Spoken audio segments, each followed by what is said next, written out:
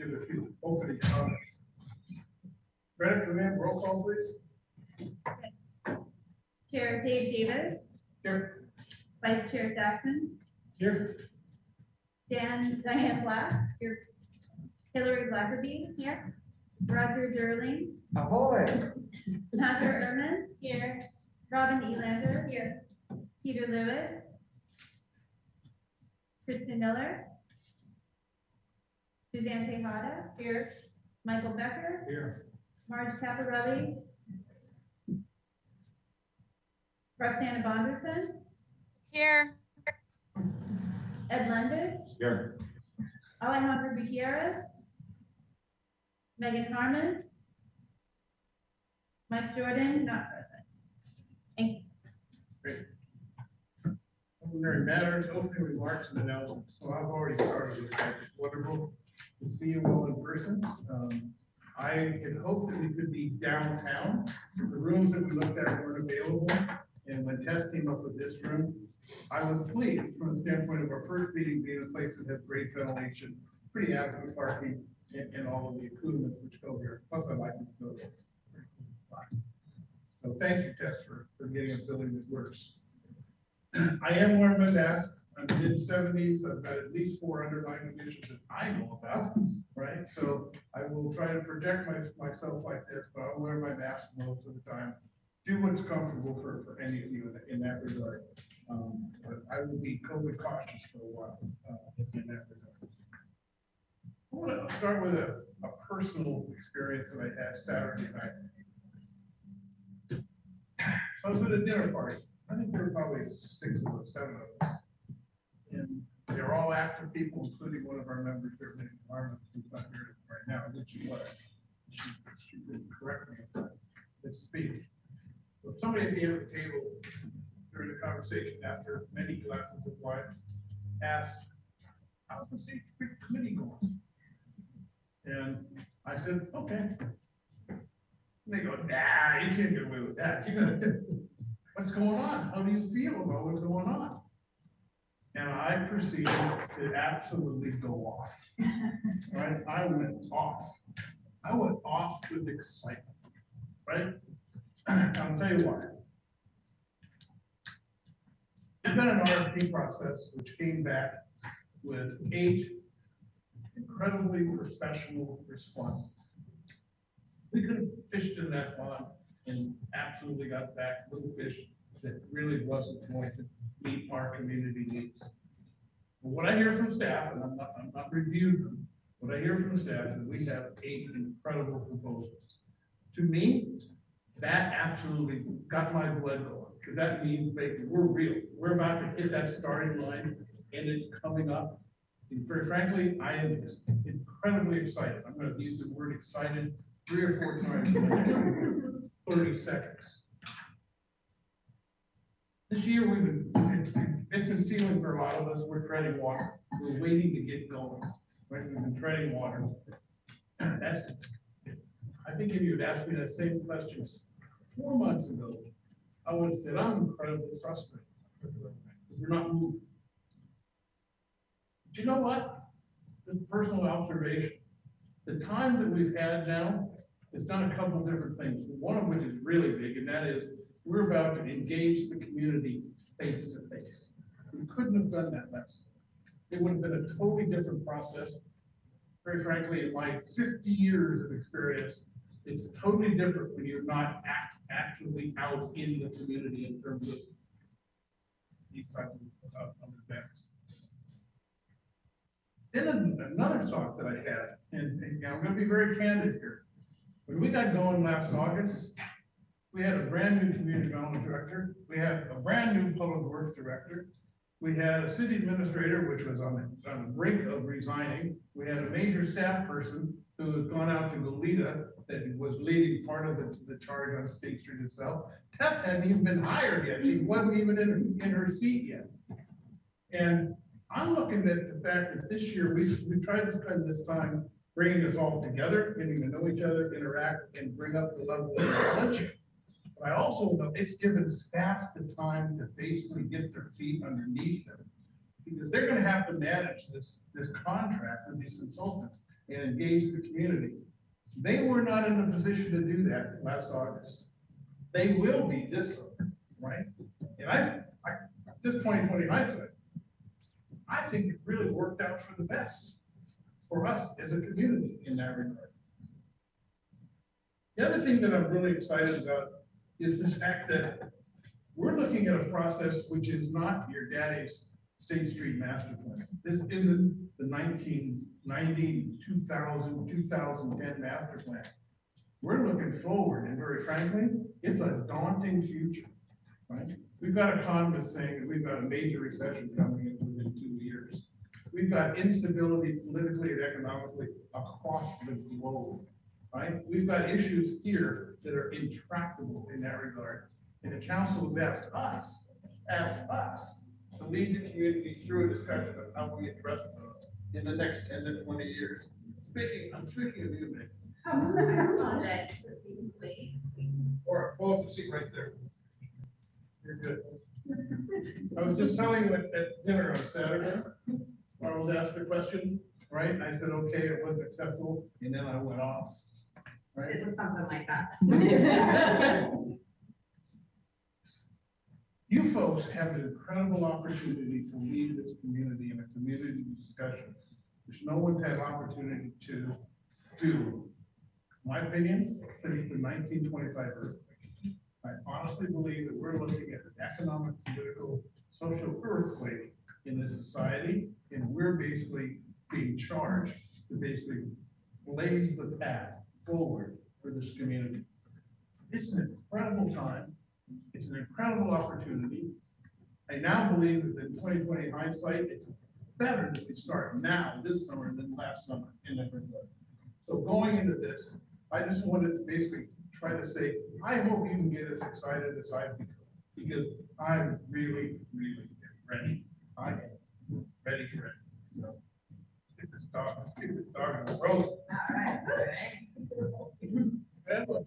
The agenda review, we're going to talk about the RFP, and you're going to learn more from Tess and from Dan Heskey, our attorney who wrote the memo today. Yes, Dan, you do serve this committee along with Taylor. We're also going to have, talking about excitement, we're going to have some visionary discussion with our friends at AIA, right, which we've all been involved with at some level. But I am so excited to have them here today because I believe that they are major participants in the process. We're going to start with the approval of the minutes from March 21st. Do I have a motion to approve or any change? Make a motion. Roger made a motion to approve. Is there a second? Second. Hillary made a second. Okay. We're not in virtual anymore, so I think I can do this. All in favor, say aye. Aye. Any opposed? Sure, David. Yes. We do, need to do a roll call vote because we do have, I knew you do that. Ms. Bonner says. She waved. She waved. Thumbs up. I'm going to count her as a yes. Okay, so I have unanimous from everyone here for the record, and Roxanne Bonnerson on the virtual also voted yes. So it is unanimous. There are how many absences? Chair Davis, we do actually need to do a roll call vote. Okay. Wait. Somebody asked me the other day, it said, city attorney's office act like God. And I I said, was thinking we're all God. intended purposes. We're all intended purposes. That is true. Roll call vote. Diane Meester Black. Aye. Hillary Blackerby. Aye. Roger Deerling. Aye. Nadra Erman. Aye. Robin Elander. Aye. Peter Lewis, not present. Kristen Miller, not present. Suzanne Tejada. Aye. Michael Becker. No. Matt, sorry, thank you. Marge Caparelli. I don't vote. Thank you. Roxana Bonderson. Aye. Ed Lundick. Yes. Alejandro Gutierrez, not Absent. present. Megan Harmon. Yes. Mike Jordan, not present. Minutes are approved. I'll move to item 2D, that's zero public comment. Is there anybody from the public who wishes to speak on items within the purview of the committee, but not on today's agenda? Not seeing any? Take us right into our main agenda items. Item A is the request for proposal qualifications status for the State Street Master Plan. That's All right. Mr. Chair, Yes, sir. do you intend to discuss the city attorney's cautionary letter to us? Yeah, part of this item. Thank you. It is part of this item. In fact, I think Dan can speak to it, so Quick question. go ahead, Ron. Are we accepting public comment from online today or no? Not that we have any necessarily, but No. just So checking. if We're not- that's we're a not- I problem. don't think we're hooked up to take an online comment. We're now, for all intent and purposes, totally in person. We can't have someone, a member of the committee call in virtually, but we are not taking public comment virtually anymore. Which is, by the way, editorial comment, really unfortunate. Why we need a hybrid system or some sort that basically allows that, because every committee I'm involved with, participation went up when we were able to do it hybrid, so that's it. Now, Only we knew someone who could do that. anyway, go ahead, Tess, please. All right, so I'll get us started for the RFP item. I just have one slide really to present. It's the same slide you've seen each month. But just to remind everybody of where we are in the process. And I know it seems like it's a long process, but we are moving along. So we are in the selection process. I received 8 proposals from great firms. And they were received by March 24th, which was the close of the RFP. The proposal firms were Gensler, MIG, Rios Inc., Sargent Town Planning Inc., Stantec Architecture, Stoss Inc., Studio 111, and SWA Group. And I just mentioned that because those are all great firms. And so I wanted to highlight that we've got a great pool of proposals to be able to choose from. I think that's really, really wonderful. And so I'm going to go into the process a little bit. I'll have Dan also speak to the memo that I sent out earlier today, just kind of outlining the role of this committee and how the committee can be involved in the process and where staff involvement is really necessary as well. So we are currently reviewing the proposals to narrow the selection down.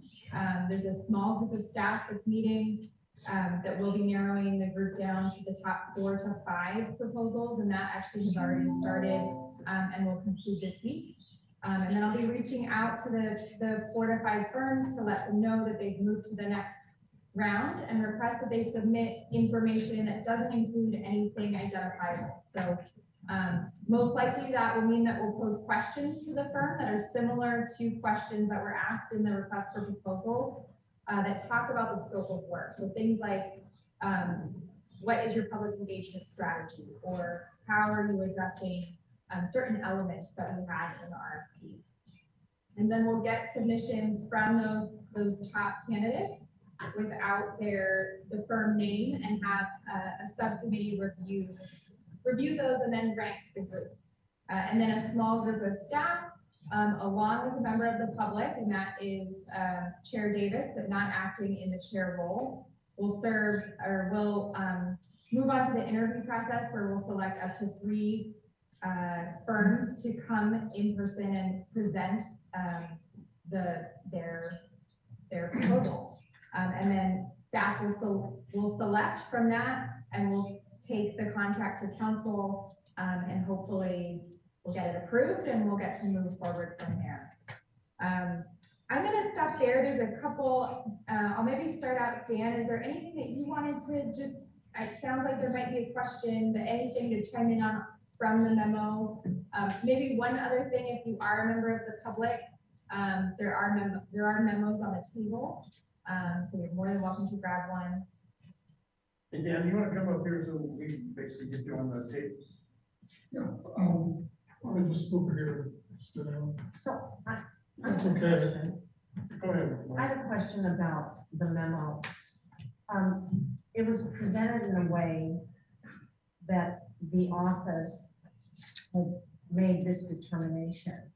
And I was just curious what the criteria was that you used in order to determine what you determined in the memo. Honorable Chair, members of the committee, I don't understand what you mean by the criteria. What is it you're asking? Well, I'm asking you that the office had made, there's a statement that the office had Okay, made a determination.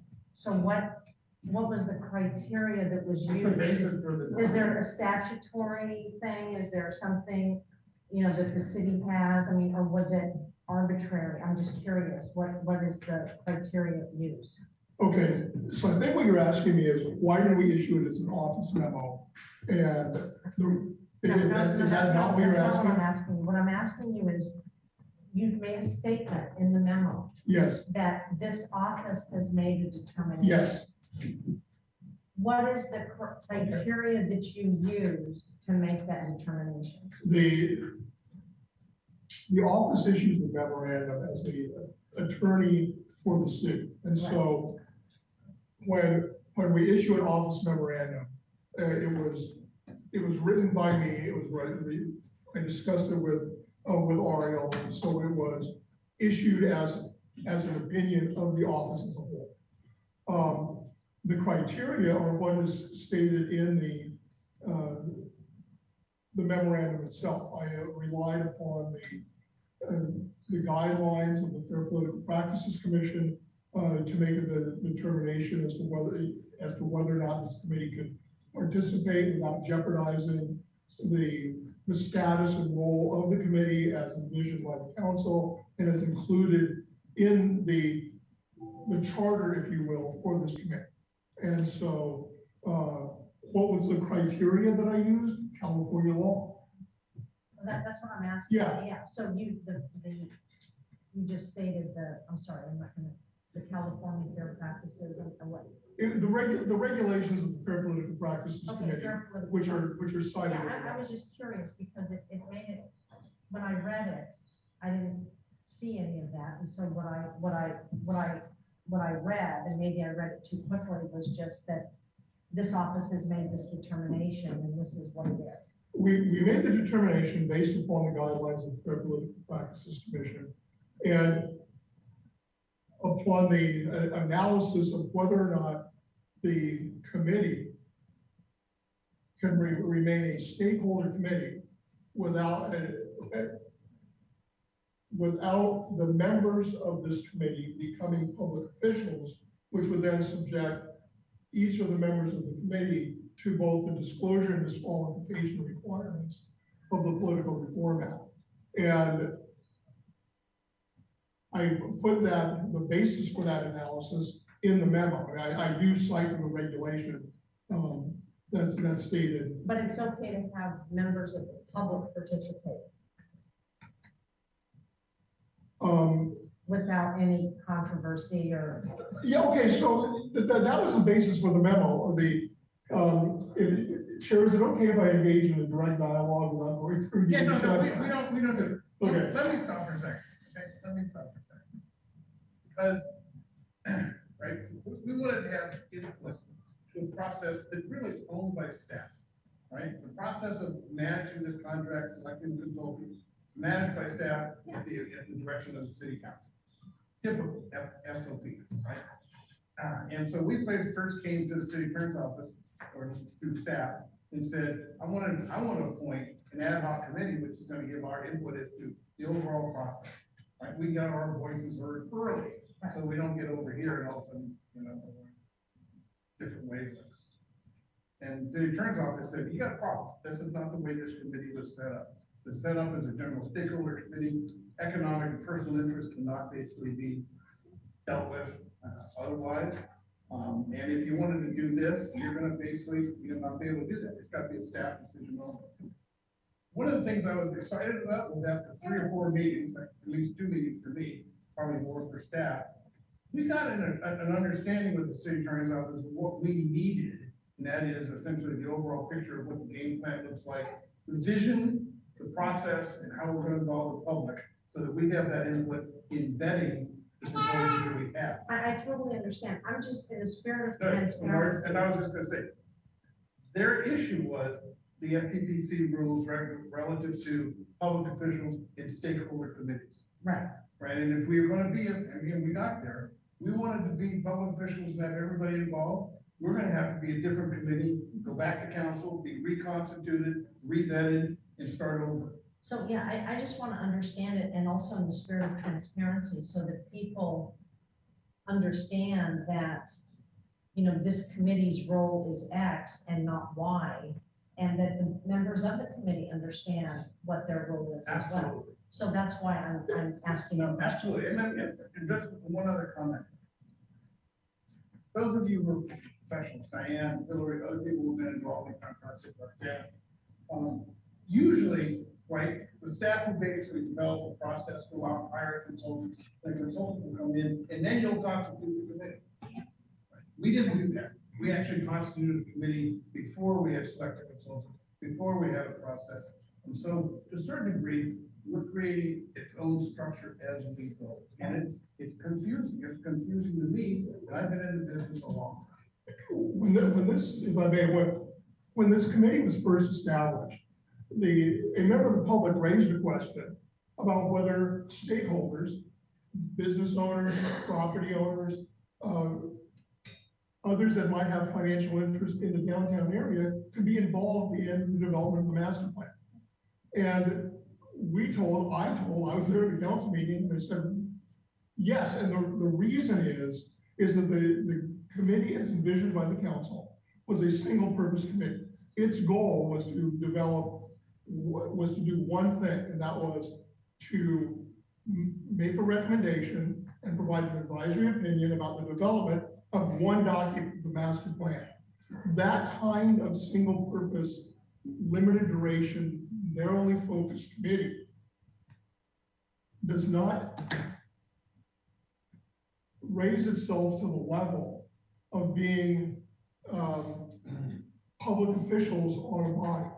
And so that was the objective, and that was the reason that the committee was formed and the basis for the formation of the committee. So the opinion that I had to, our office had to decide was whether participation in some of these incremental decisions along the way could affect the ability of this committee to be a stakeholder, and I can use that term, stakeholder committee.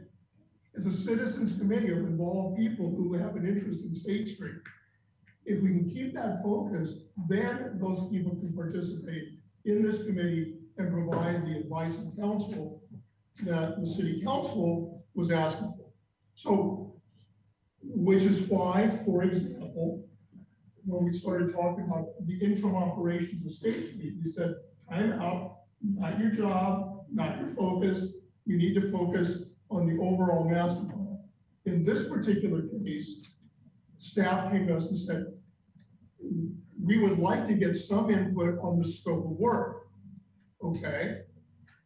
Scope of work relates directly to whatever this document's going to look like in the end. And so we said, yes. Selection of the individual to carry out that scope of work? No, that's not related to your ultimate focus. And then, so that was what our conclusion was when we had the meeting with Chair Davis. That's what we indicated was okay. The plan was okay. So it's okay to have a member of the public. Yes. Which I think is great, that Chair Davis is going to be the person selected to be that person, not in his capacity as the chair of this committee. Yes. Can there be multiple people from the community that participate in that are, that don't have an interest in State Street, a financial or whatever interest? There's two aspects of that. One is it legal? And the other, is it a good idea? Okay. Well, I think a good I will idea. answer is it legal? Possibly. Yeah. So I'll give you a possibly. I will not answer the other one because that is a policy related question. And And it's outside. let me answer that to how we got there. Because staff basically said that given the fact that I was community development director for 25 years, redeveloped downtown twice, that they wanted me in my technical advice as a staff person to participate and give them advice in the interview process. That's how No, I think it's important. right? And it was, and the part that gets lost sometimes, I think, is the selection of the consultant and the management of the contractor consultant is a staff function, Absolutely. right? And so they asked me, that's how I got there. Yeah, I'm just asking the question because I think that this committee has a number of really valuable, talented, smart people that can offer can offer points of view, whether we all agree to those points of view or not, that are valuable in the process. And so I'm just simply, I mean, I'm asking the question because I'm not a staff person and I'm not somebody that works for the city. I've never worked for the county.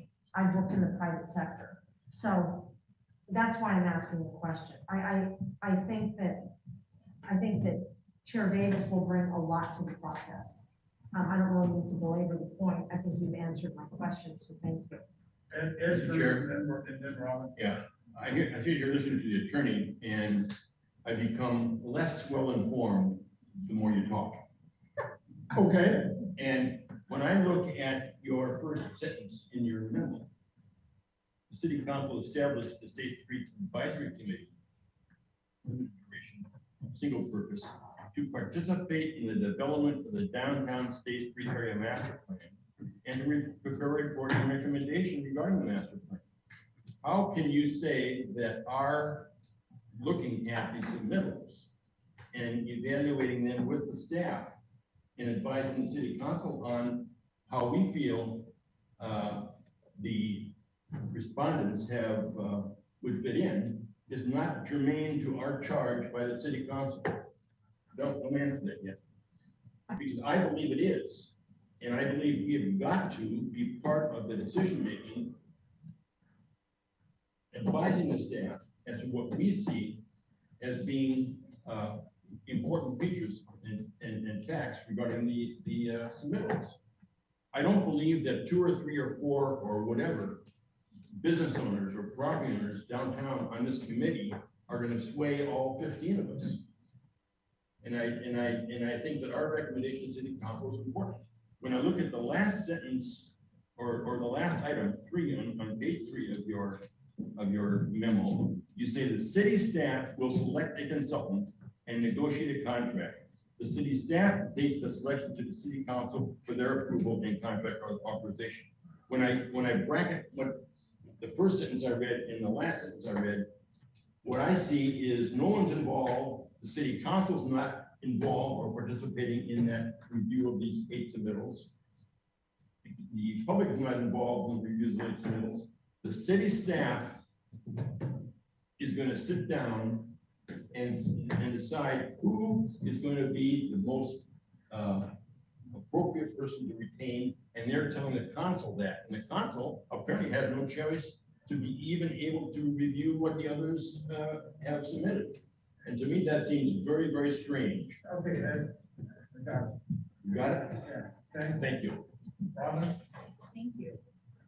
My question was more about the interim operations and how, since this is not the purview of this entity, how that interim operations for, for the public to understand how that process works. Certainly it's emergent, but if that could be further explained here so that the community can know more about how to engage in that interim operations situation. Could we do this next meeting, actually have an item, have them come, both the staff and at least the members here, like Mike Jordan, are involved with that, talking about what the process is of public involvement. It's a really good one, Robin.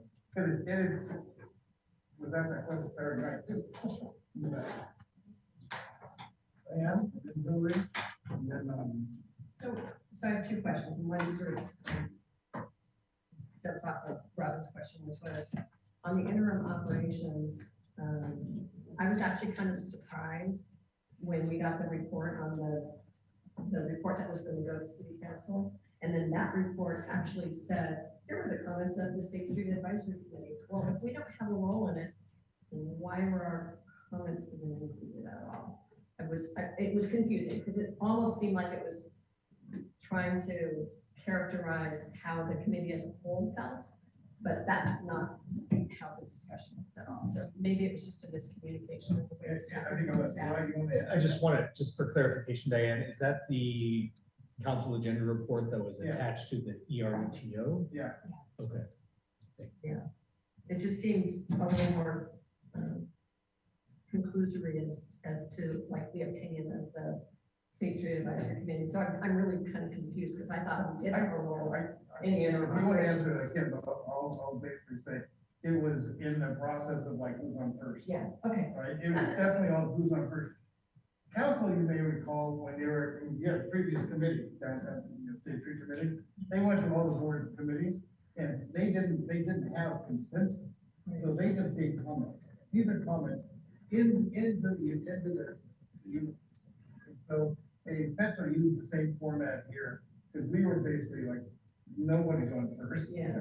Well, And maybe if that memory- was just not a great It was not, process. it Well, it was, wasn't a great process, we all know. And if memory serves, I believe it was that council meeting that actually led to the formation of the. of the ad hoc Right. committee for Right. interim operations. Right. And so that was sort of an important sort of pivot point for us in this process. Okay, and then more specific to the memo that you prepared, I'm a little bit confused as to why identification of the consultant is an important thing not to have the subcommittee look at. Why do we need to leave that material out? I worked for the county. I never had anybody involved in the review of RFPs besides staff. So I'm Diane, stop right there. pretty kind Because of, that point is a really important point. but I don't understand why, because it really kind of hinders the ability of the subcommittee to review those proposals in any meaningful way, from my perspective. Okay, so which question am I answering in with Why? reverse order? It's Diane. Right here. Okay, And so you can go to my part of that question as well. So let's just focus on the, why can't the consultants be identified in the proposals that the subcommittee reviews? okay, let me try and explain it, and I hope that I don't further alienate and confuse Mr. Linda. What I indicated is okay, and what staff wanted to do. Just tell you what you can do. You can participate in the review of the scope of work, the work that's going to be done. What you can't participate in is the identity of the person who is going to be doing the work and the economic terms and conditions of the negotiations of the contract. Those are decisions that are directly related to things that a person that might have a financial interest in should not be involved in. And what I'm trying to do, and what the city attorney's office is trying to do, is make sure that this committee can remain constituted as the council intended it to be constituted, which is people who, including people that may have a financial interest in the downtown. And I don't know what those are because we're not getting into them. And so I understand it's a little hard to understand why the scope of work, what the person is going to be doing is okay to review, but the identity of the person and selecting that is not okay to do. It's a little hard to understand, but we see those as fundamentally different jobs and different tasks. The other thing that is important is the normal process for the selection of a consultant involves a confidential interview process that involves a number of different components, including negotiation of financial terms, negotiation of the identity of the persons who are going to be doing the work of a consultant team, all of those kinds of things. Once that determination is made of the staff, then it does go to the council and the public does get to participate. And it goes on the agenda and people have the opportunity then to comment on that thing. And it happens every single time we do an RFP and a contract. It happens basically at every single council meeting, that process. The problem is, we're not asking for something to be. Ed, We're asking someone to sign. Ed, please. We're taking this in order. Don't make me hold it now. Right, You know better than that. I do, but it's getting out of Ed, control. please. Guys, listen. I told staff, I told Ken the other day, I have one real goal right now. And that is to get to the council at the end of May with a real exciting program to engage the community. And if we're gonna basically fight about this process, you guys are, let's go back and talk about what this committee's gonna do. We shouldn't even have a discussion right now, right? Honestly, I mean, yes, for those of you who haven't been in government to know how the process works, Diane just told you, this basically doesn't happen. This is not how you do it. That's how Hillary, with MD, that's not how you do it. Those of you who are professionals, this is not how you do it. You don't select for 15 people who basically have interest in the community, right? Let's say I had a business in downtown, and I want my block upzoned, I want my block to have public improvements. I'm gonna vote for my block. You can't do this, guys. This is not a good waste, a good use of time, so sorry. I just sit here going like, we're gonna hit some real issues in this committee. This ain't one of them. I'm sorry. And Ken, you're gonna come after, not, I'm sorry. Oh, okay. This is, and I apologize if this is a rudimentary question, but it's more high level for the overall process, just to get an idea. What, as an advisory committee to the staff, what is the weight of our recommendations as a committee to the staff? So if we have a recommendation, is that likely that the staff will use that recommendation moving forward? Would there ever be a time where that recommendation is not used and the staff says another term of action? I'm just trying to gauge that level. I think that's a great Yes, question. it's a good question, Nadra. I think the hope is that we're gonna be on the same page throughout the process. That's my intention. I want us to all be working together collectively and I, as an extension of a greater team. So I fully intend that, we'll wanna get your input and recommendations and that will help guide the process. There might be instances that we need to have some more dialogue and discussion. There might be things that, trying to think of an example. It may not happen every time. My hope is that it will happen most of the time. My hope is that all the time that we're all in agreement, but that might not be the case. And that's where I think we're gonna need to have more than one discussion on certain hotter button issue topics. And just for clarification, Nadra, is your question specifically in the context of the consultant selection process, or are you talking about I'm more? talking, more broad. I'm more broader view, Okay. just this conversation that made me think of that question in the broader view, like, how are we going to disseminate if those recommendations by the committee aren't necessarily aligned with staff's recommendations or plan of action? What kind of course do we have in those situations? From a legal perspective, this committee will have one recommendation to city council, and that is master plan. Once it's all done, they'll make one recommendation to the council on the master plan. There'll be a whole bunch of interim recommendations, if you will, as you're developing the master plan, as you're having the collaborative discussion. But those are all kind of, well, what does this paragraph master plan? What does this diagram look like? What's the philosophy of development of the downtown area? Those are all interim discussion decisions that Eli just mentioned, Tess was mentioned. Those are all part of what your job is. But you'll make one recommendation to the council at the end, and that's why you get to be a stakeholder group. I guess those interim questions Yeah. and those are the. That's kind of what I meant. Is there going to be some issues where this group is not going to agree? And there's going to be a number of them, I think, and that's okay, right? And there will be some instances where, half the group likes something and half the group doesn't, but we're going to need to move forward in order to stay on track. And so, my hope is that everybody sitting at this table is going to like 80% or 90% of the plan. I mean, hopefully everybody likes all of it, right? But in reality, there are going to be pieces that each of us may not like as much as others. And that's just, this is a large committee. And it's a big process and there's a lot of items that we have to go through. And so that's the interim piece. But it's a good question, Audra. Ken, the last comment. Then we're gonna talk as well.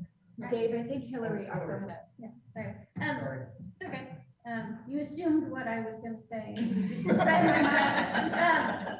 So I just want to say, I totally understand if you haven't been like born and raised and worked in government your whole career, like I have, like why this seems weird, right? I will say it's not, because, I mean, I've filled out a Form 700 every year since I was like 19 or something, right? So it's like, it's a very sad life I've had, but. That's the life we live. But it's nice to live, and we do trainings about the Fair Political Practices, you know, like Act and Commission, and everything, and it is very clear on this. So I just want to say, like, from that perspective, staff's not trying to, like, you know, hide the, you know, like, this is not something that's like, we don't want any input, right? What I would also say is, at least it seems to me at this point, we exist to express our feelings, the things that we to get input from the public and to feed that into staff, stuff that into Tessa's poor brain, and that's what's informing this work, right? This isn't just like a, you know, fake thing. We are tasked by the council to do this work, to do all the little pieces that are going to feed into it. So I actually appreciate the process that's been set up, and specifically with the de-identifying the consultants, because we want to, you know, government procurement is like a very, very scary, serious business, right? And I've learned that, and it's like, there really can't be bias, because it could all get flipped upside down if it's like, oh, so-and-so's cousin works for ABC Consulting or whatever, and they knew it was theirs, and oh, whoops, now we gotta go do a whole nother RFP, or we're in trouble or whatever. So it is like a very serious process, which is why I think it's important, you know, to have that smaller step, say, I don't know who did it, whatever, or, you know, I don't like that type of person who gave that presentation, you know, like something about that, right?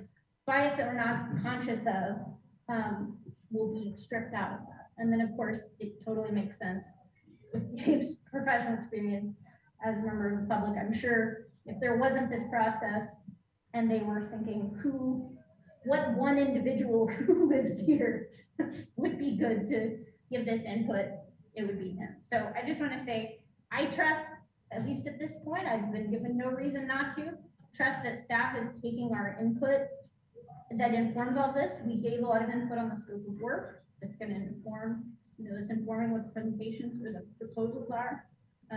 And so I think we're in good hands. I just want to get to the point where we're actually doing the work, right, and doing the plan. So, anyway. Thank you. A good win back, Ken. Thank you, Dave. So I'm going to stay out of the legal arena here. The fun world that you guys get to talk about, that you get to play in, although I will say that I second all of Mr. Lundbeck's questions. I think this is not as clear as it's being presented here. And what concerns me, though, is not, I think that what the chair and staff have come to as an agreement on this is going to work. So that's not my concern, but I want to state my concern, which is, and I'm going to turn to our, thank you for being here, to Councilmember Harmon and our other two council members who aren't here. So the council chartered this committee because this is a critical, pivotal time. They saw an extraordinary opportunity. They chartered this committee, and then they interviewed, well, there's 100 people that applied. I think we interviewed 60 or 70 people. They put together a committee of, I think, I'm a little biased at this point, but a pretty fantastic committee of experienced, wise, and creative Santa Barbara citizens to really help to work with staff, to partner with staff to create a long-term vision for the future of our town. It is a much a vibrant, healthy downtown. And when I read this, well, it started with the decision, but when I read this memo, there's because it's not the city attorney's job. There's nothing in this memo about that's gonna help us be successful in the job. And as a matter of fact, when the city attorney's office says that, you know, that we shouldn't be involved in the selection of a consultant, my concern is this memo reads basically as saying that whatever authority is, or excuse me, whatever responsibilities have been put into our hands, that it basically, there's all these ways that it says, well, we don't really have that responsibility. And my concern is, I can live with this, but my concern is 6 months from now, a year from now, and a year and a half from now. The city council is looking for us to lead this effort. The public is now looking for us to lead this effort, right? I get questions all the time about this. And every time, I don't know how many things are ahead where we're going to be told when we try to step forward and make an impact, you can't do that. I mean, we were, when this was chartered, there was all kinds of people within the city who were saying, we had questions with us about interim operations. Now it's all of a sudden definitively that you can't comment on it and you never could. When 6 months ago, we were being brought interim operations issues to discuss. So again, I think what the end product of this is fine, but I'm concerned that we're going to be, that basically our ability to lead to a positive outcome for the city is being limited, and I don't know what's coming down the road that's going to limit it further. And if we need to, I really. I rather do not, because I think there's a fundamental misunderstanding of what is said in that memo. We never said you couldn't participate in the decision. That's not what the memo says. What the memo says is you can participate in the development of the scope of work. And that relates to the development of the master plan.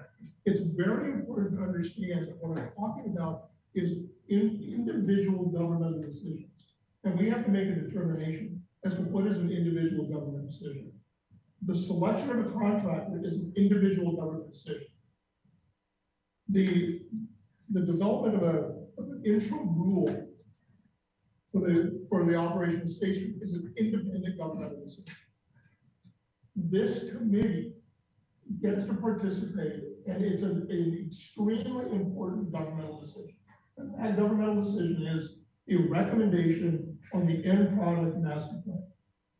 And to keep the ability of the committee to make that and that recommendation on that single governmental decision, which allows it to be a stakeholder committee, we need to make sure that by participating in all these individual government decisions, you don't create this committee doesn't become a body that all of you become public officials, and then we have to start taking away the ability of this committee to be constituted as it is. So our goal here was, number one, to protect the committee's function as a stakeholder committee consistent with the law. And so we're doing what we think is giving you the right correct advice to stay focused on the one governmental decision and not get bogged down in these little governmental decisions that would preclude you from doing the big one. It's really important to understand that making a contract is an independent governmental decision.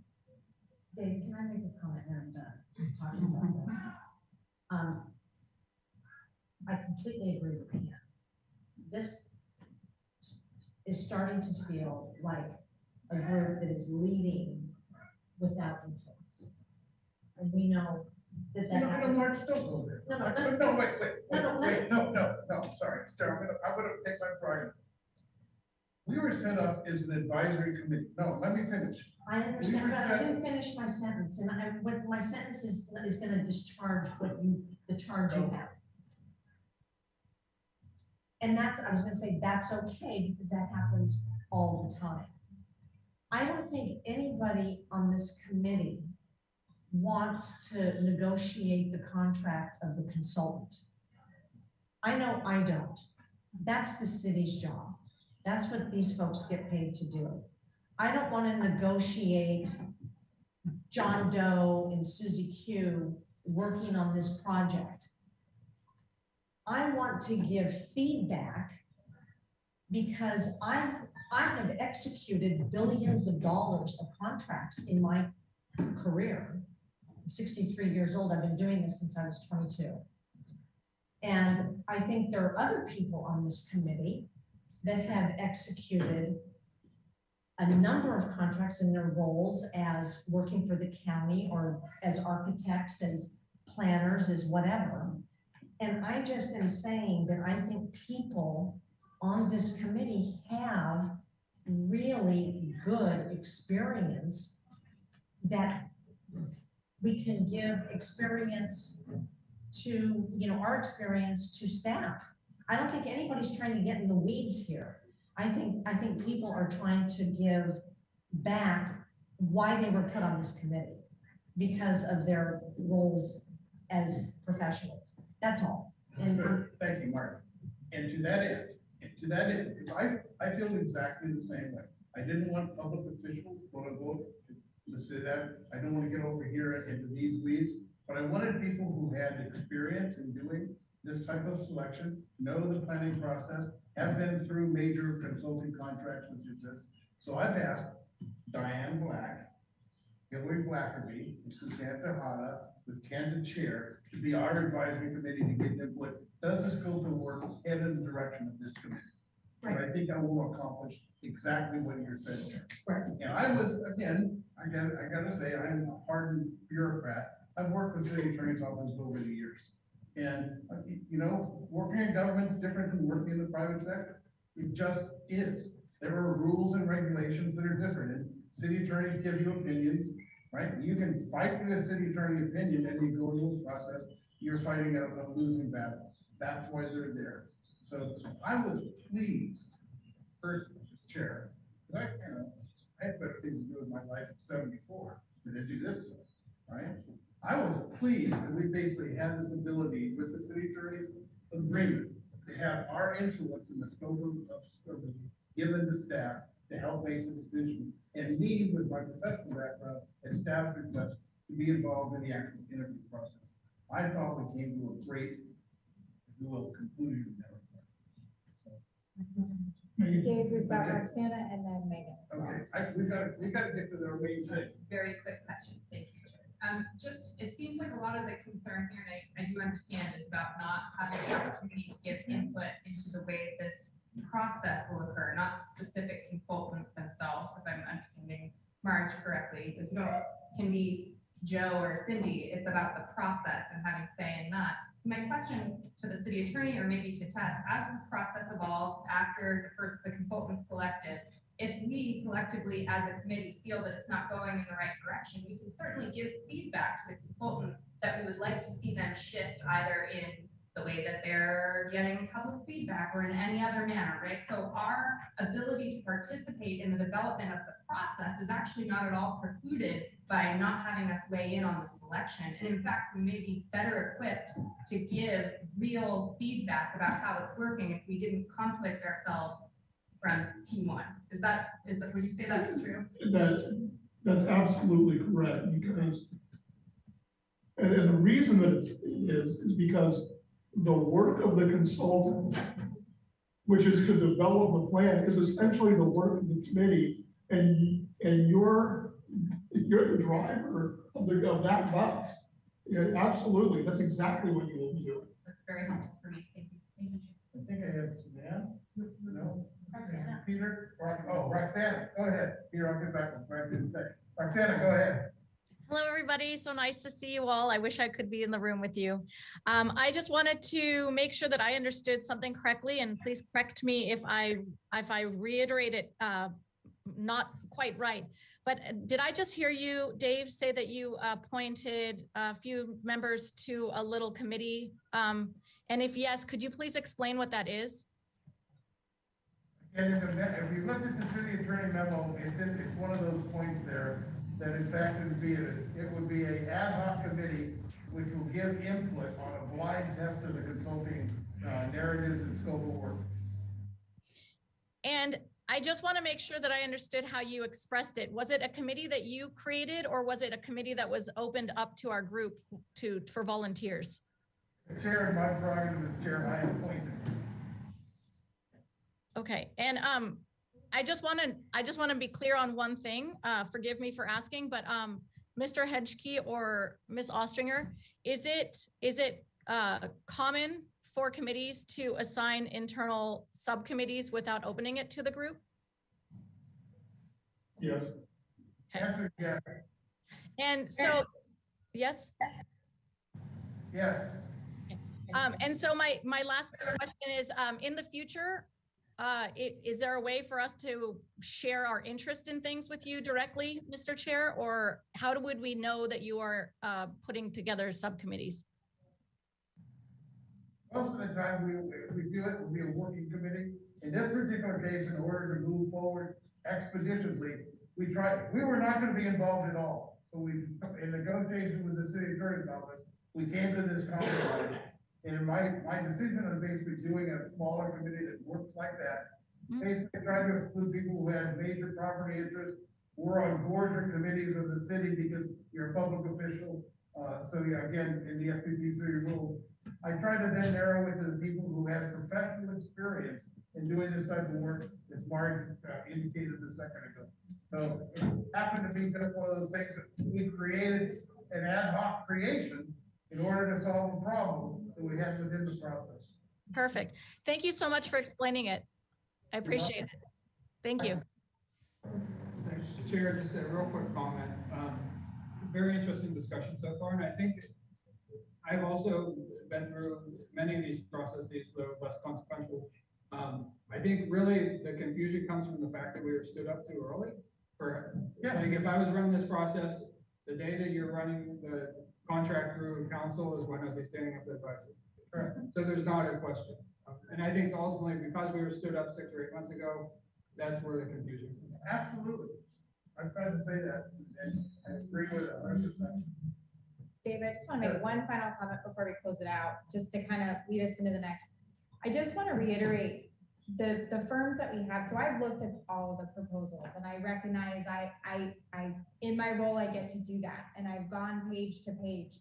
I'm not lying when I'm saying they are really good proposals. I mean, there really are a few at the top. And truthfully, right now, I would be excited to work with multiple of the consultants. So I just want to put that plug in, everybody, because I do think that at the end, we are going to have somebody or a group of people that will be able to work with successfully. And I appreciate the comments of getting input throughout the process. We really will have that opportunity. I'll be talking along with Timmy probably every week, if not more than that, with the group of firms or the selected firm, and coming back to the committee and reporting out and getting your input and working together.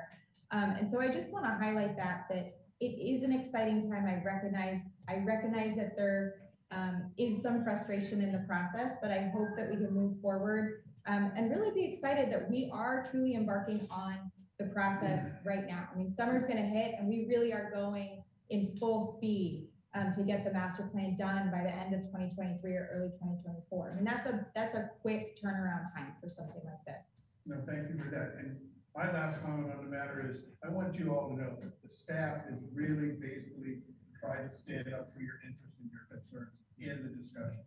They've been hardcore trying to get the committee involved at the highest level they could. So thank you for the work that you guys have done. Thank you, Dan, for working with us to get something in the works. Thank you all. Comment? Yes, we do have one member of the public. I can stand right here. Okay, great. Thank you. Fred Sweeney, I'm an architect. Dave and I go way back, so we've been at this for a very long time, not a great hair. I have been on both sides of the table in this discussion we're just having. In fact, I just finished being on a team that we were told 2 weeks ago we've been selected on a major project for the city. We're negotiating the contract. We don't have one yet, but we're negotiating the contract. So I've been on that side. Also, 20 years ago, I participated as the paid professional on a similar activity with a 24-person Blue Ribbon Committee for the city of San Luis Obispo, their downtown master plan. So I've already been through this once in my life and know all about that. But I have a couple of questions on this specific thing. And Dave, I know you're anxious to get moving, but it's important to have this phase done. What I heard from the city attorney's office is, in essence, you're the public person that would be on that selection panel. Is that correct? Am I understanding that correctly? Because I've served in a public position on the police station selection process that was held several years ago.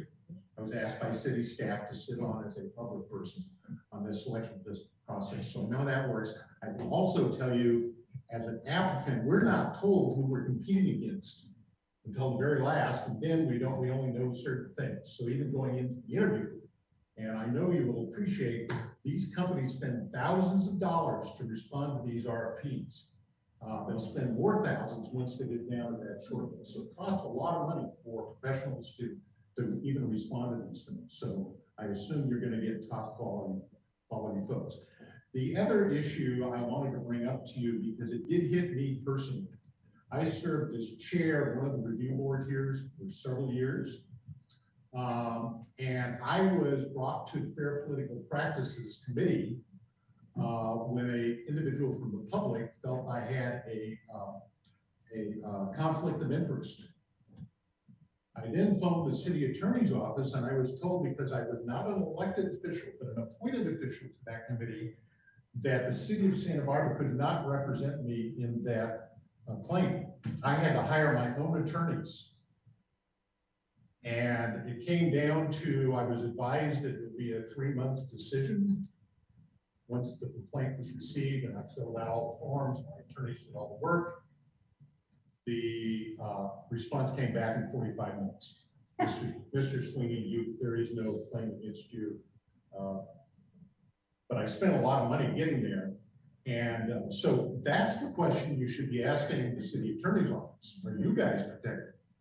Because if somebody senses any one of you have a conflict of interest in the Fair Political Practice Act, they can file against you. And so, based on my understanding, you're not protected. You'll have to get your own legal counsel. So that may be something that all the people that get appointed to the review committees, and there's several hundred committees in the city, we're all subject to that. I don't think anybody ever tells you that. I didn't know it until I got in the middle of it. So I think that's really important as you move forward, because you've got a lot of work to do.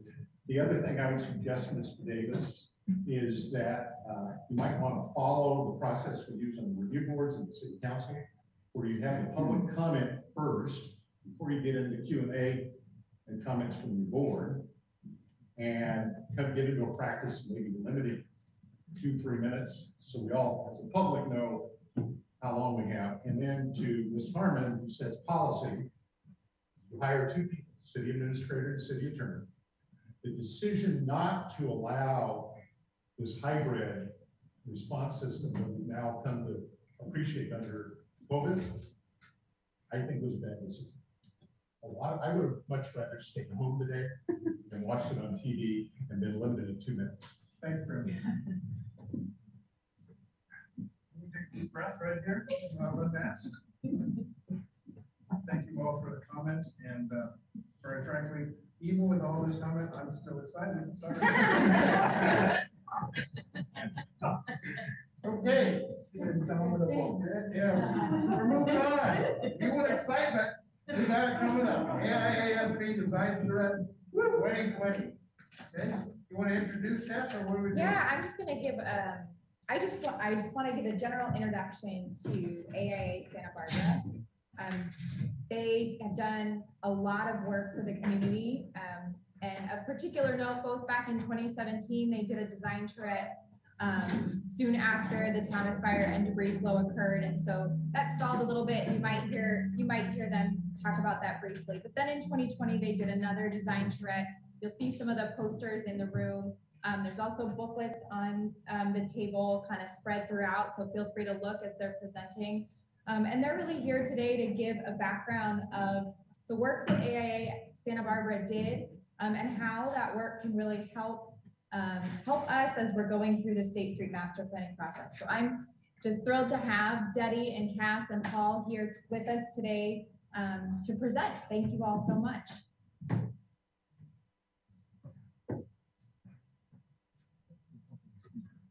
So thank you so much for the introduction, Tess.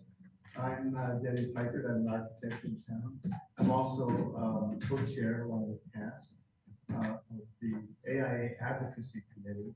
And then we're here today with Paul. The three of us have been intimately involved in the original organization of the design charrettes, actually both of them, and the promotion of a tremendous body of work that's been done. So yeah, I want to first thank you, committee members, for your work. And I can see how exciting it is. Not to repeat yourself, but we, truly appreciate the work and perseverance and the effort that you put in, the time, and everything, and how incredibly important, valuable it is for the community. So today we want to share with you the work that we, the architects in town, about 160 participants at one point in the charrette that we're going to present to you today. It was really a tremendous effort. It was done under the most unusual circumstances in the middle of a worldwide pandemic. So we had to reinvent what a charrette is, certainly. But I think this image here really captures the spirit of what came out of it. I know some of you have these booklets, and we have others here to look at as well. But I think it just sort of captures the feeling of the beauty of our community and the potential to undertake this amazing process and project to completely revitalize effectively our downtown and as it says right here, reinvigorate, reinvent, reimagine, and repurpose. And this is a process that hopefully will come out of it will be a vision for the next 100 years. So go to the next slide, please. The design charrette. I'll just say a couple of words about that. Maybe most of you already know what this is, but I think if we were to define it, we would say that it was an intensive, collaborative design process involving multiple individuals, and usually over a short period of time where people might gather in a room like this, divide up in teams, and address a particular design problem, and come up with solutions, be creative, and come up with amazing solutions. And that's what we have undertaken here with the 2020 Design Charrette. And so we want to share with you some of the work that was done and how you might find inspiration from it and useful ideas as you go forward, ideas that you can inform and use to inspire consultants that you're ultimately hire. And hopefully you'll be excited about this work as much as we were as well. So next I want to introduce Cass to take the next couple of slides. And I just want to say one last thing. We wanted this to be pretty much a kind of conversational style meeting. So we're going to be trading off as we go through it. Yes, great. Thank you, Debbie. And thanks to everyone again. I'm going to, together we're Santa Barbara. We are Santa Barbara. Our community. So we're the ones who are going to solve this, right?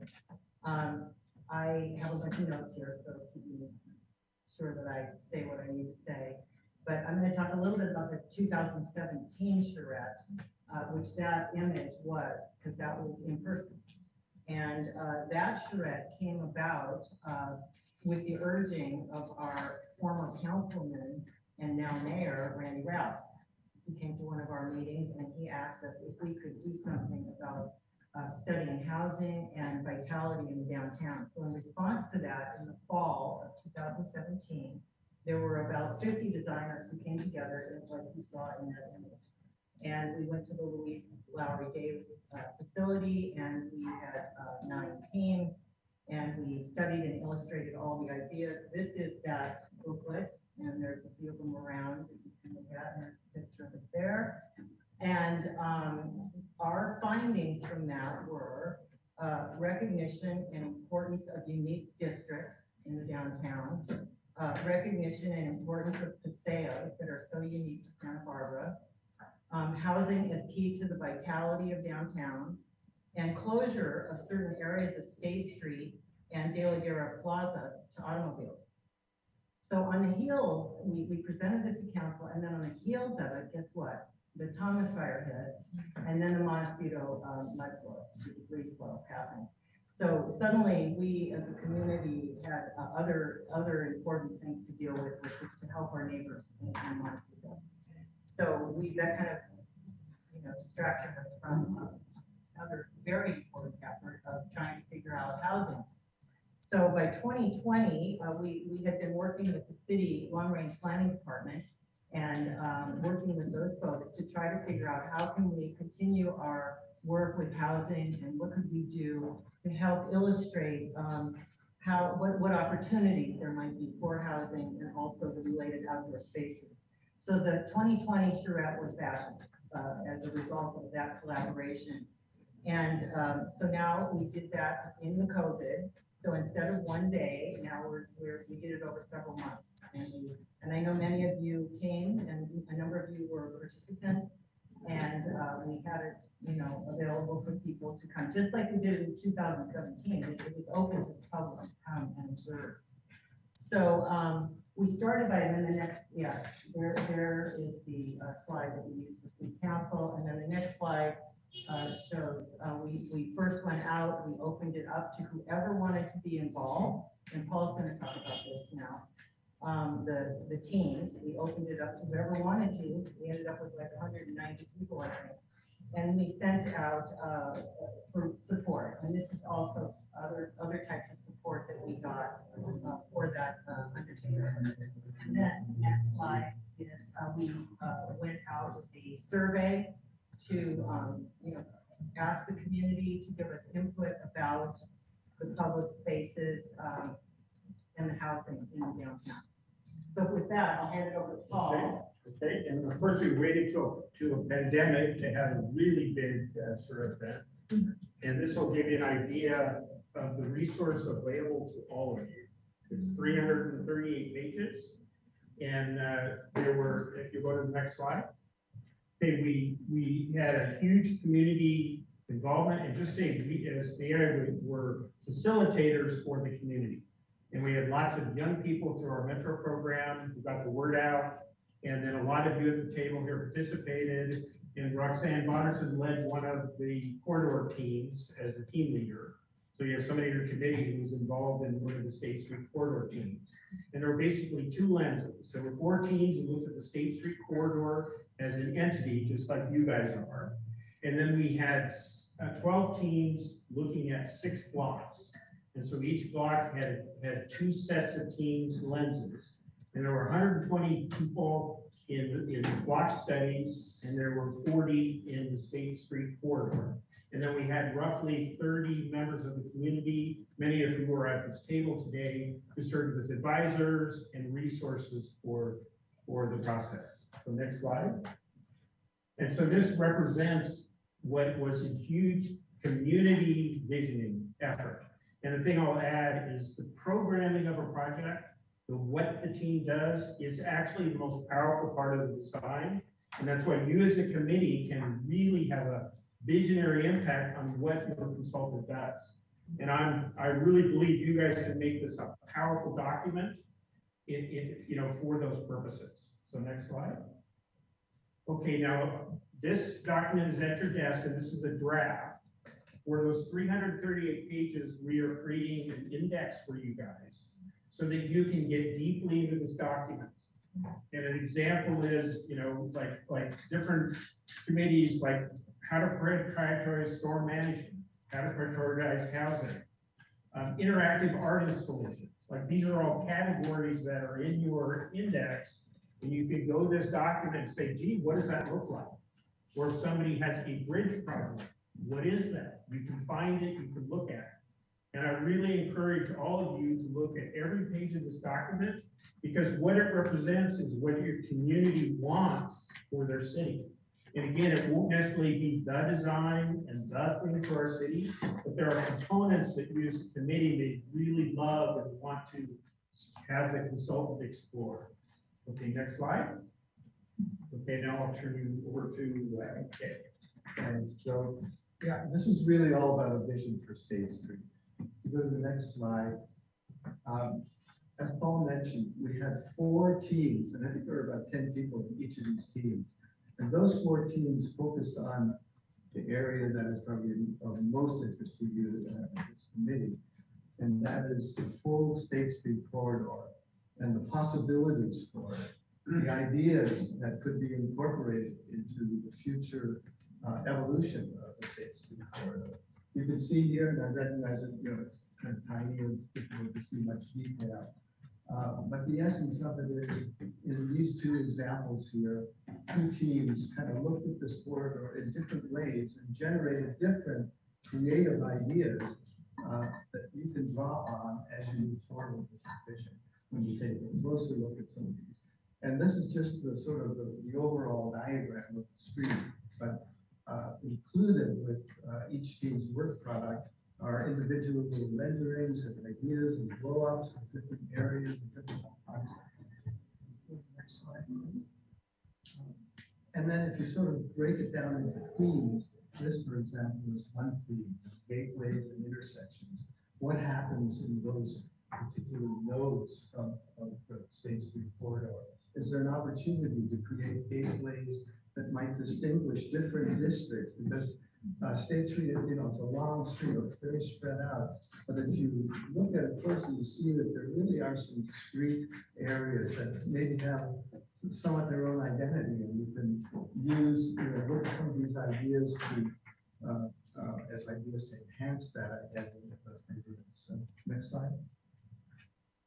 And then, of course, we already have a wonderful network of sales that are underdeveloped, shall we say. And I hope, and we all hope, that as you move forward with the State Street corridor itself, that you'll be thinking about these additional areas that can be enhanced to really create this amazing kind of pedestrian network of sales, courtyards, and open spaces that the public can enjoy.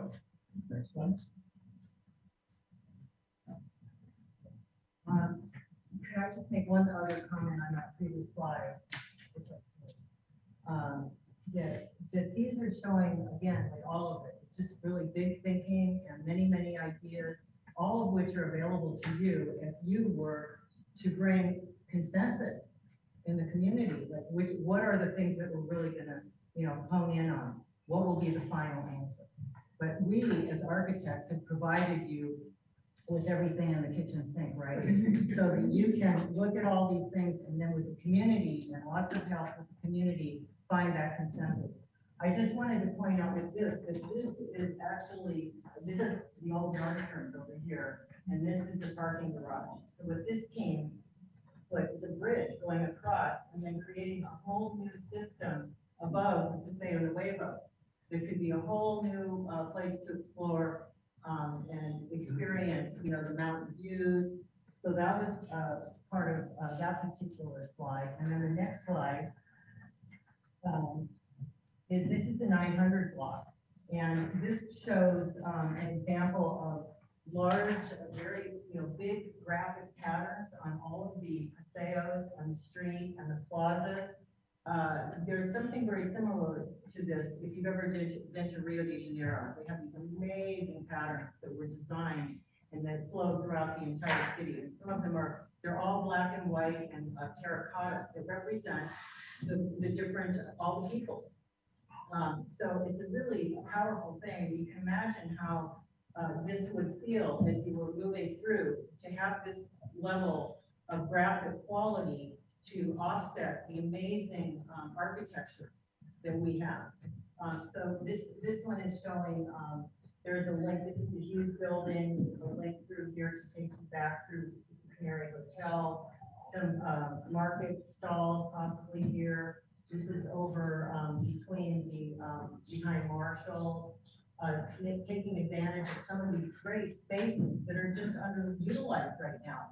Could be beautiful spaces if they were just given a little bit of attention to emphasize again this Paseo network that we have that is so unique to Santa Barbara. Also, I just wanted to point out that this was a bike park, a place where, you know, people that are really talented on their bikes and can do all kinds of tricks, that there might be a place where they could actually do that, that would be safe, and where people could come and watch them actually do this. So, with that, I'll hand it back over to, who's getting it next? Next slide. Is that right? Yeah, and I think this that's is just a quick conversation that like Cass was suggesting. It's the in-between spaces are as important as anything, both on State Street, and we're really blessed to have an 80-foot wide street. That's a lot of area to accomplish a lot of things, including you can get a fire truck down safely, but it isn't marked as a road. It could be support a fire truck and be beautiful, and not be something that looks more like a pedestrian path and something that you would equate with a fire truck. And next slide. And so that part of, again, like Cass said, I've never seen a city that has a Paseo system. It's really unique to us. And it's a spectacular thing we can build on, and all those in-between spaces that are parking lots and other things. At this point, the master plan can help city property be developed in a different way that can support private homeowners or private landowners to develop it in a really spectacular way that will draw people and be beautiful and all those things that we love about our city. Next slide. Okay, and then when we talk about circulation, you know, like part of an elegant way to get people in and around space, an elegant way to gather stormwater, filter it, and have it be gardens instead of a culvert or a pipe. Like there's so many creative ways we can handle the circulation that we need to for bikes and pedestrians and cars, and do it in an elegant, beautiful way. And again, that's where from a programming document, if you give a charge to a team to come up with a really creative and safe way to mix bikes and pedestrians, then they'll solve that. And that's where you really have some power, creativity, from a creativity standpoint in your hands. Next slide. Yeah, so, you know, in each of these areas, we did come to some conclusions. We wanted to, you know, at the time that we completed the charrette, we wanted to have some recommendations for the city council. And here, these things are already underway, but I'll read them really quickly. Consider supporting the creation of a permanent park-like promenade for State Street, and I guess that's why we're here. Consider funding the development of an overall plan for State Street and downtown, public open spaces, parks, paseos, plazas, promenades, etc. Maybe you have to float a bond to do that, or a private foundation. Explore the creation of a foundation. I know Paul's had some great and successful experiences with that in other communities. Engage the community through workshops and discussions to establish the vision for the future of State Street. And that is what's to come. Next slide. Public art. My favorite topic. You can go to the next slide. You know, what would Santa Barbara be without our art and our artistic expression? We are known around the world for our art and our performing art, our visual art, our built environment, buildings, gardens. They all express, you know, who we are as Santa Barbara's, the beautiful garden city between the ocean and the mountains. So I think we're unique because of our broad spectrum that I just mentioned. We have, you know, a symphony, opera, theater, dance. We have the Santa Barbara Bowl. We have the art museum with the show of Vincent Van Gogh right now as we speak. We have homegrown artists like Channing Peake and Ray Strong, Lockwood DeForest. There are so many that we can, that we are so fortunate to have been inspired by. So as we move forward, we also need to look back and be inspired by those who came before, who created this beautiful city. You know, Pearl Chase, Luda Maria Riggs, George Washington Smith, Julia Morgan, so many, and you know, the list is very long. So I think that the artistic elements crafted by artists and artisans, you know, all the different types of art, the art of architecture, if you will. Our buildings are art. Murals, tiles, the courthouse mural room that tell our story. This is what tells our story of who we are and why we are unique to the world is through our art. So, the other thing I think about, there's so many things, right? The painted ceiling at the Arlington Theater, the Little Village ground, I mean, how magical is that? And the molded scroll work around the San Marcos building, so gorgeous. The courthouse fountain and the giant arch that looks to the mountains, it frames the mountains, all of these things. And these are just a few of the things, but they all speak to our values, to the richness of the public realm that is available to every single one of us every single day. So I will just say, as I always say, is start with art and be inclusive and include all of the voices. All of the voices makes for a great choir, and we need everybody and everybody's creative talents. So, yeah. Next one. And the next one. You want to? Oh, I forgot to say that. Okay, well, yeah, probably already did, but, I'll just say, yeah, remove barriers to the implementation of visual and performing arts in the public realm. Define minimum review and streamline the process for private art projects in the public realm. Form and strengthen partnerships with local museums, existing art organizations to sustain cultural assets and leverage resources and strengths of each organization for a thriving public art program. Allow more freedom of creative expression, so tolerance, right? Architectural styles, forms, and color. I love all these market umbrellas, I can tell you that. And engage a variety of artists to participate in the design process for all projects. I love the idea of doing competitions, and I hope we can talk about that. And then finally, encourage the use of outdoor public space for performance venues and markets for local artists and merchants. I forgot to do that. Next slide. So I know that housing isn't a primary focus of this committee, but I think we recognize and we certainly are passionate about the fact that housing is a really important dimension of what will make this project successful in the long run and be sustainable for the next 100 years. You simply got to have people living downtown to create that long-term sustainability and a variety of housing and meeting many different needs. So I'm just going to go through a few slides to show you what we did with this charrette. It was a big part of our focus. How do you do, what are the housing opportunities in our downtown?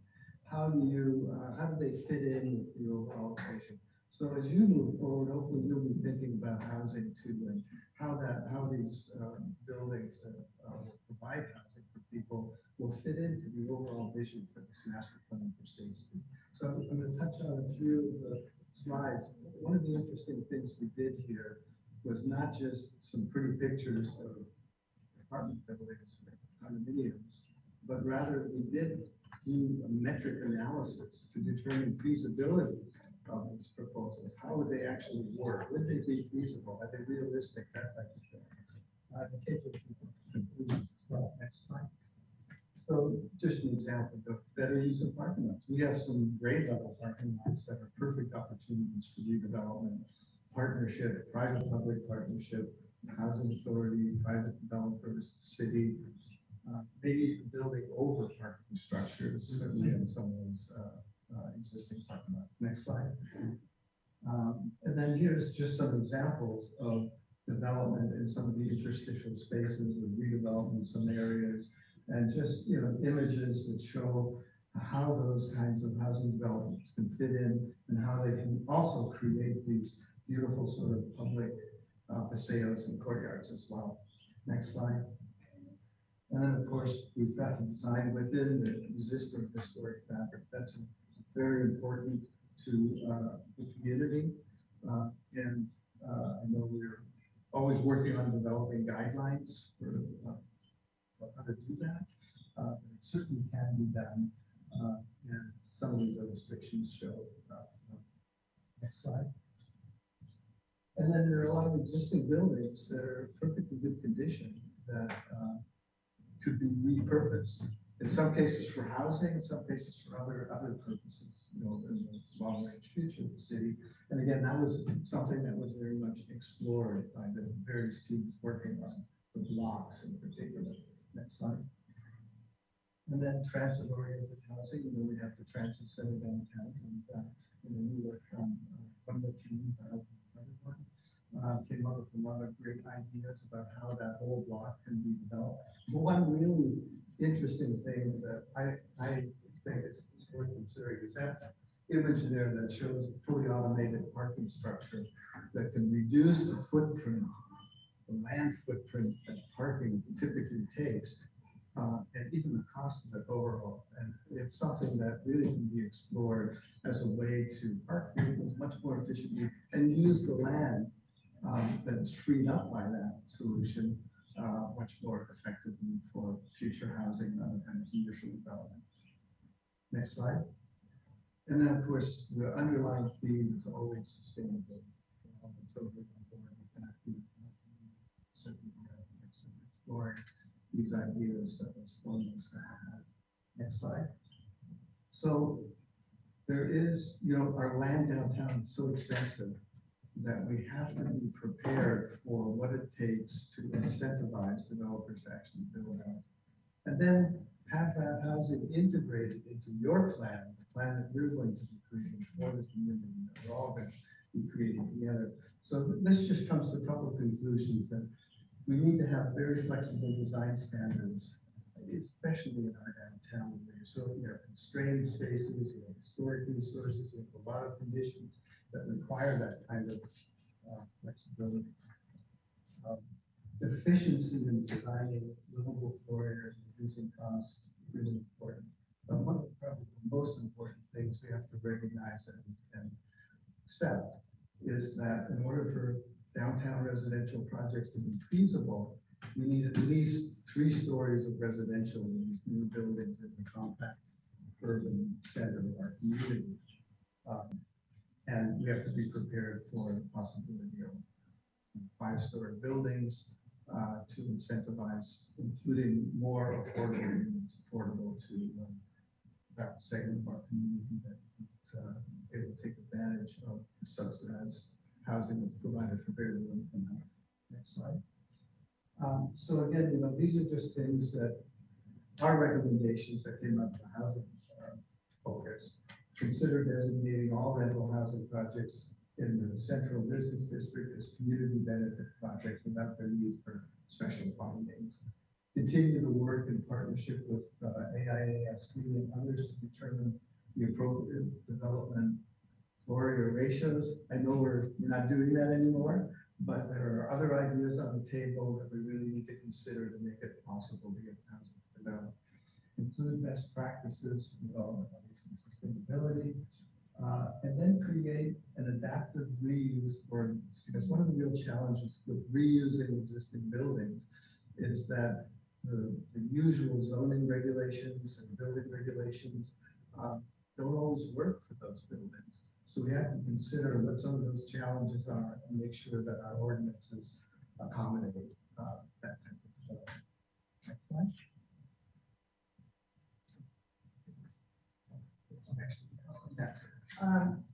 So stormwater filtering, collecting, so important, right? Water.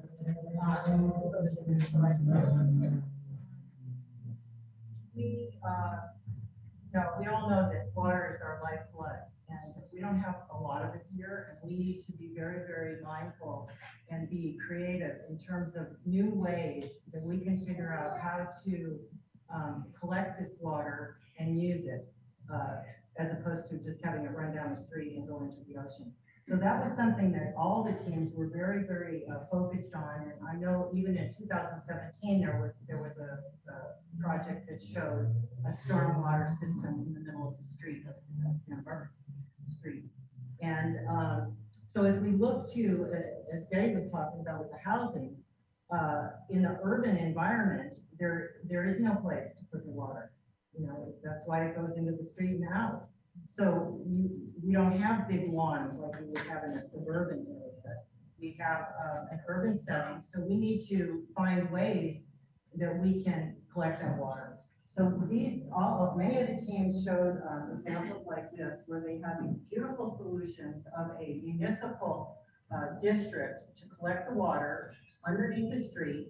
And then it could also have elements, beautiful elements where it surfaces at certain places and it becomes apparent at the street, like a water feature. And we have many examples. I mean, we can see this all over the world, but even Lotus Lane, there is a beautiful little channel that you probably all remember. That's tile lined little channel that runs right through the rose garden, right outside of Madame's main house. So this is something that could really be a wonderful feature of State Street. And here you can see the team here has illustrated something like that, and how the water feature can really be celebrated. There was another one too, you'll see when you get into this book. There's some other ideas of making it was called a flood park down by the Chromatic Gate, where the water would come down, and then the times of the year when we get our massive rain, it would flood that area and become kind of a park, a lake park at that point. So these are just things that are, this is a critical, important part, especially as we're trying to develop housing in the downtown area. And now, Paul? Next slide. Okay, next slide.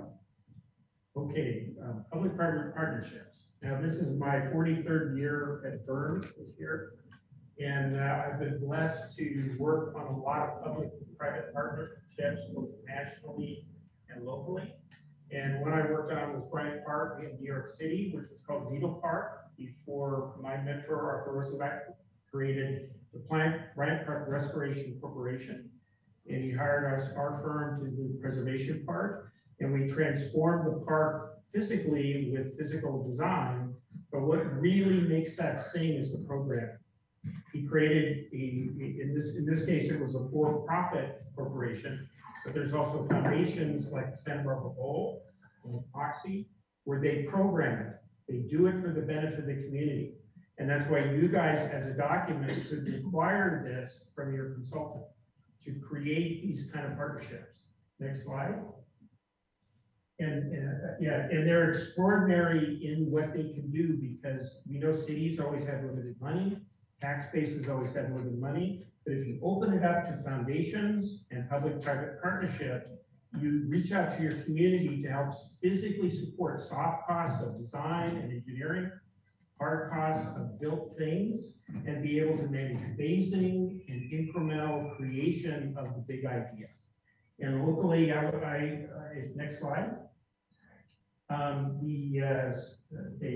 Like for instance, this is an example where, let's say for the underpass, you create a foundation that would support it as a music garden and close it off to traffic and make it a pavilion for the city. Like, that's a really crazy idea.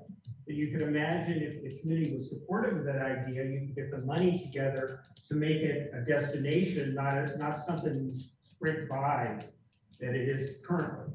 Okay, next slide. Okay, one more next slide. Okay, now in conclusion about that idea, note that Moxie is on city land, but a foundation which started out as just a group of people meeting about creating a children's museum, and I saw them create a foundation. I saw them convince the city to let them use the land, and then the foundation paid for Barry Burkus and also my firm to create the programming. Again, a mass creation out of nothing that the program creates. And then we saw layers of money show up, including our mayor of the city. We almost lost it when the redevelopment agencies went away. She fought for the land, the city kept the land.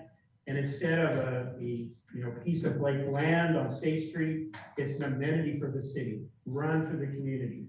And the Santa Barbara Bowl is county property, run by a foundation, and then programmed, and the foundation created a master plan in 1982. And I personally spent 12 years executing that in phases. And you can afford the time, you can afford the money.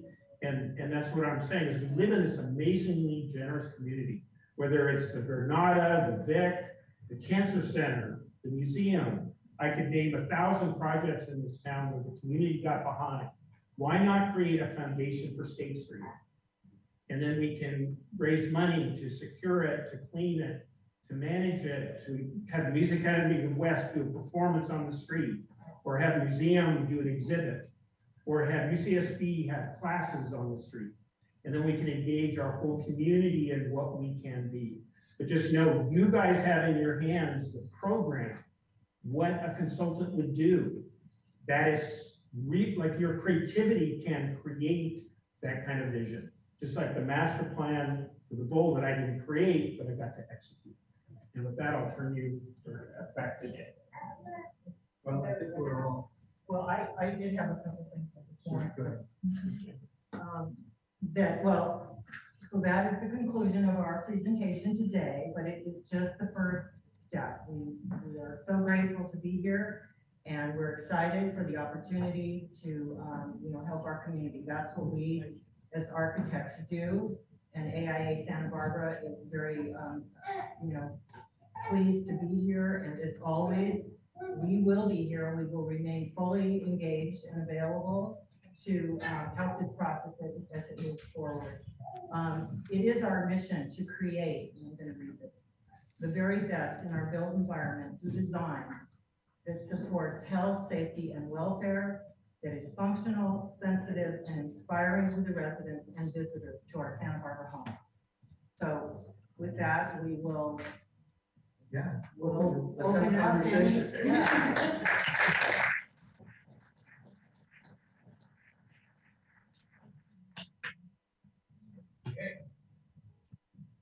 Ken? Well, first of all, thank you for this presentation, I'm struck by, Ms. Charetz, how much of the giftedness and talentedness and creativity of this community that you all have created a channel for. And it occurs to me, just as you all have said, that in this master planning process, we also have the opportunity to create a channel that can help to unleash some of the creativity and the economic vitality that's here. So here we're at this moment where we're going to be, staff is going to be selecting a consultant. And there's lots of different approaches to master plan consulting. And so what is your input to us about how?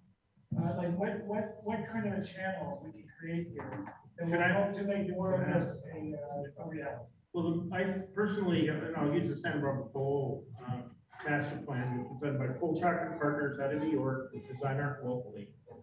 And Mike, I don't know if you remember Mike Payos, he's County Parks Commissioner, and he was a landscape architect, and literally I remember meeting Mike for the first time, and he says, "This is visionary. This is crazy. I don't know if we'll ever get the money to do this. Like, this is so ambitious, but isn't that great?" And that's why my charge to you guys as a group is ask for vision, ask for dreaming big. Because when Mike also said at the time we started, like our first actual build phase was a storm project, because you guys don't know, the bowl was built in a stream bed and it washed out twice historically. And the first thing we did is got state monies to do a 6-foot culvert. We had done enough of the design to know where to put it that protected the bowl, okay? And then and that was state monies, a state grant, that was the first phase.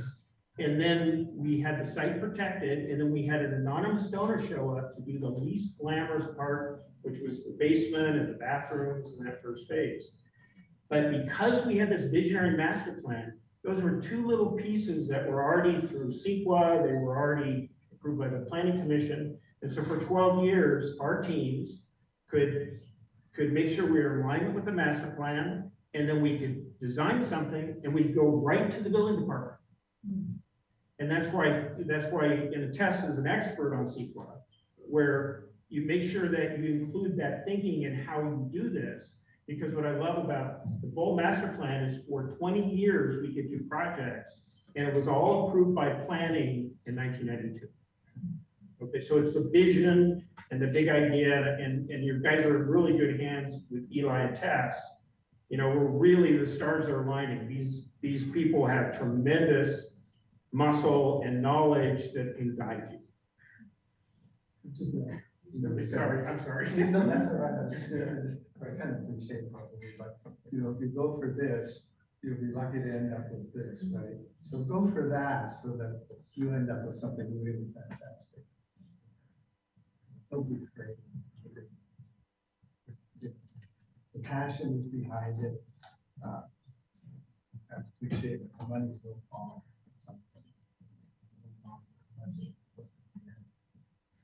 Oh, you make me feel old because I was on the national plan committee.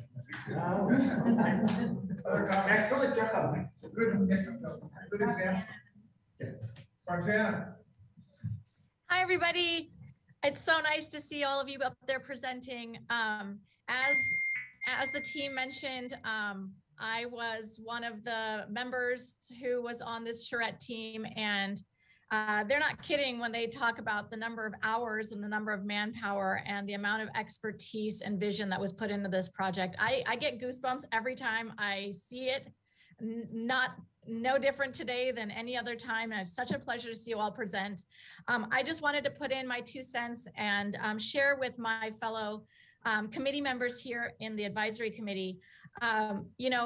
Whenever you set forth on a project, or when you're trying to put together the best sort of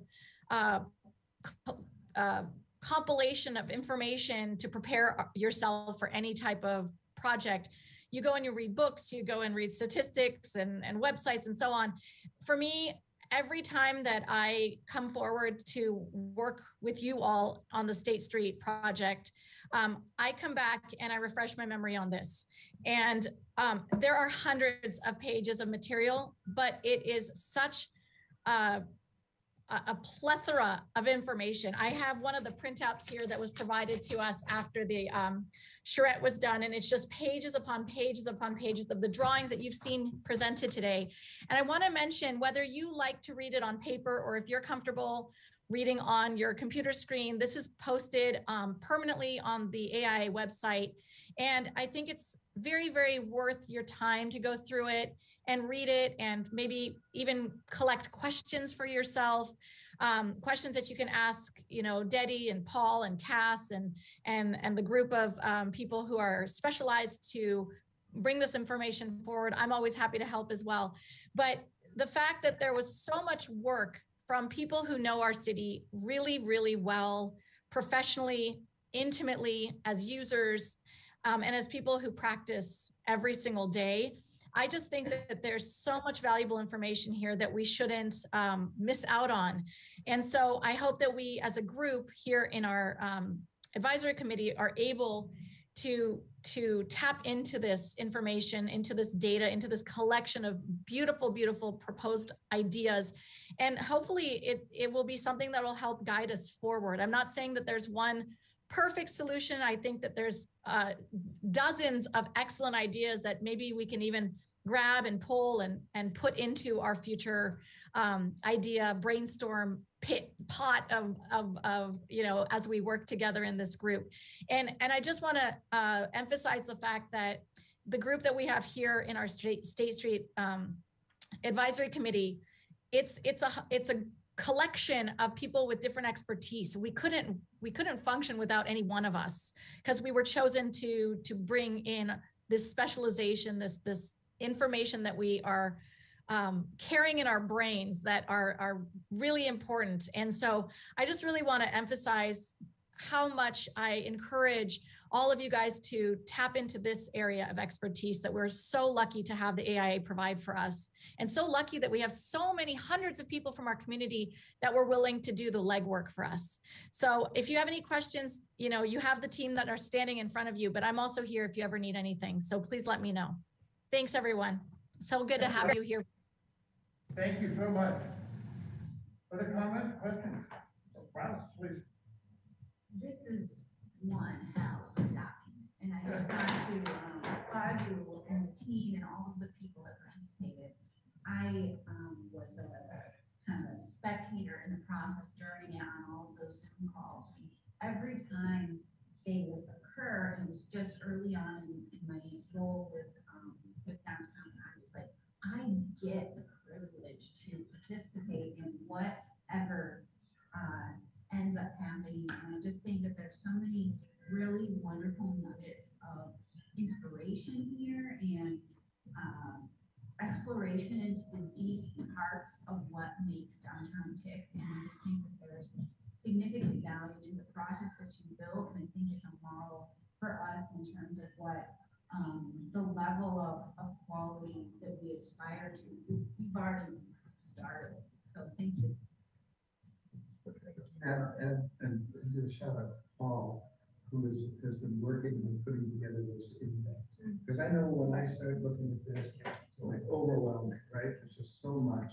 And being able to kind of look for a particular theme or area that you're interested in and be able to reference this index. Like you talk about bioswales. Oh, here. Mixed use, adaptive use. You can filter it and look at, I want to see everything on 400 block. We're trying to give you a map. This is tremendous. Listen, I've never seen this done like this. This is really tremendous. This will really be a contributor as we go into the process. You guys, we don't know how good this is, but again, you look at these documents, they're overwhelming, just as you said. This is incredible. And we're gonna revise it to make it better. Also,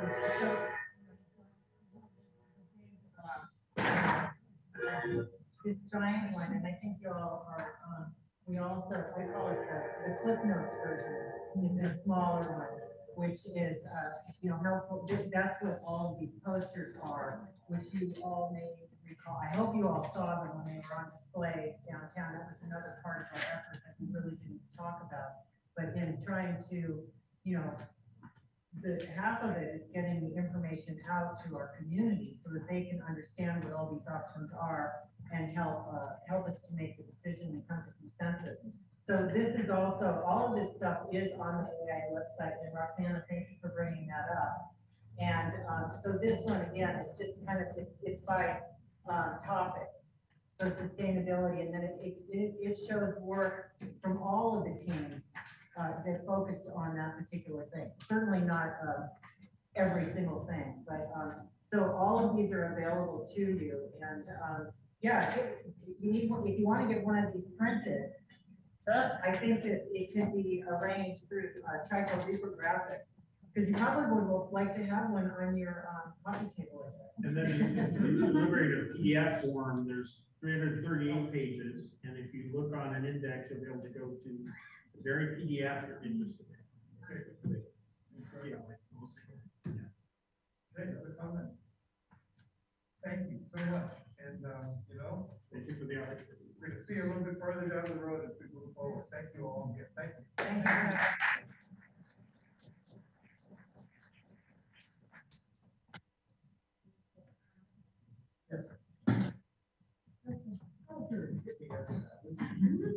Brad, do we have any public comment on this item? There are no speaker slips that have been given to me.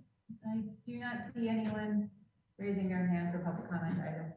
The record shows the public comment on that particular item. That takes us to adjournment. That's our next meeting. We'll find a suitable place downtown. So our next meeting is set for May 16th. And that's Monday from 4 to 6. Right now, I tentatively have the Faulkner Gallery for the location. I will say, we may just want to, I may want to have another discussion on meeting dates, just because we're back in person. It is really challenging to find a meeting space that can accommodate all of us with a little bit of room, and do it without having a cost that's incurred to the city.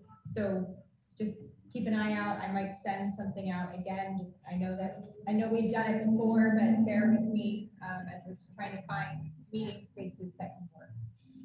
Thank you for that. We could potentially have it in my office or in our back patio has a space that would accommodate us all. So that might be That's a good thought. One thing, if we go forward, some of our meetings, as we get into the process, we're going to be big public meetings with lots of people, hundreds of people, hopefully. But that's a great location. I love that. Okay. Anything else? Not not hearing any. Thank you all. Hey, what's it? Are you still excited? I am more excited. Literally, I could see the starting line, right? And 8 months ago, I never saw the starting line, so thank you. We're really excited. Thank you all for your patience and seeing the chair. Richard. Yeah.